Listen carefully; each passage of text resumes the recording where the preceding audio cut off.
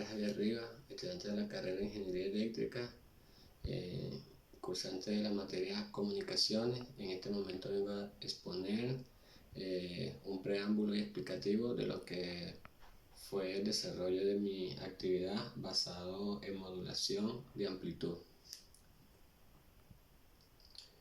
En cuanto a la modulación de amplitud, la señal modulante, portadora o modulada, tenemos como modulación de amplitud, que es un tipo de modulación y la amplitud de la portadora varía según la señal de información, de modo que la información de amplitud y frecuencia de se monta sobre la portadora, haciendo que su envolvente varíe de acuerdo a la señal moduladora o de información. En cuanto a la señal modulante, es la señal que contiene la información a transmitir. En cuanto a la versión portadora, es una forma de onda que es modulada por una señal que se quiere transmitir. Esta onda portadora es de una frecuencia mucho más alta que la de la señal moduladora. En cuanto a la señal modulada, el sonido o señal modulada hace que varíe una frecuencia una señal llamada portadora. A esta señal portadora que varía en frecuencia al son de la señal moduladora se le llama señal modulada y es la que se transmite y recibe por antena. También mostramos acá una de las gráficas, cómo se comporta el sentido de la señal. Por ejemplo, señal portadora de alta frecuencia, señal moduladora de baja frecuencia, ejemplo, onda modulada en amplitud AM y onda modulada en frecuencia FM. Aquí tenemos como es una muestra de la onda, como es la amplitud de la onda en cuanto a lo que es como la amplificación como tal. Y en cuanto a AM de doble banda lateral con portadora completa M en DSB-FS, es un tipo de modulación que se denomina modulación convencional. La onda modulada de salida contiene todas las frecuencias que compone la señal AM y utiliza para llevar la información a través del sistema. A la forma de onda modulada se denomina envolvente. Cuando se aplica una señal moduladora a una señal portadora, la onda de salida varía de acuerdo con la señal moduladora, en donde la envolvente de la onda modulada es exactamente igual a la señal moduladora. En cuanto al índice de modulación, porcentaje de modulación y envolvente AM en DSB-FC, en cuanto al índice de modulación, también decimos que es conocido como profundidad de modulación. Es un parámetro crucial en el campo de las telecomunicaciones y el procesamiento de señales. Es una medida de enlace de la modulación a la señal modulada, que es el proceso de variar una o más propiedades de una forma de onda periódica, llamada señal portadora, con una señal separada llamada señal moduladora. En cuanto al porcentaje de modulación, definimos que es simplemente el coeficiente de modulación expresado como porcentaje. En cuanto a envolvente, es producida desde la suma algebraica desde las formas de onda por la portadora y las frecuencias laterales superiores e inferiores.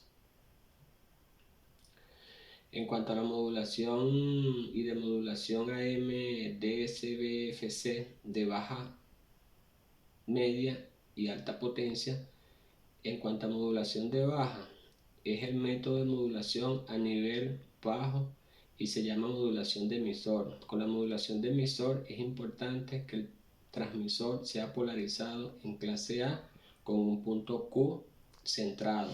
La señal modulante se multiplica con la portadora produciendo la modulación.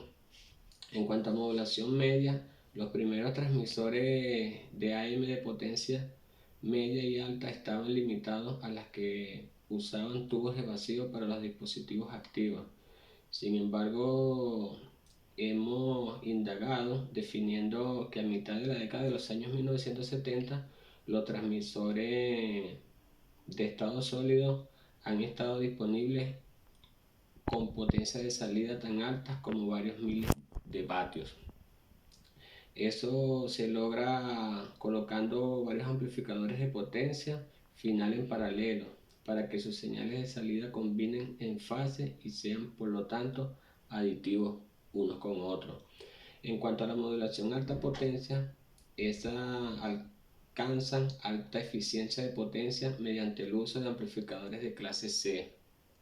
Eso logrando eficiencia hasta más o menos un 80%.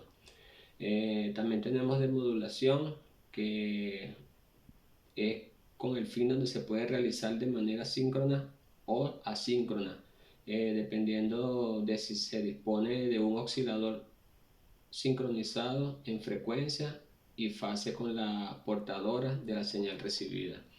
Eso también nos indica una gráfica como tal, donde dice amplitud y desarrollada en tiempo.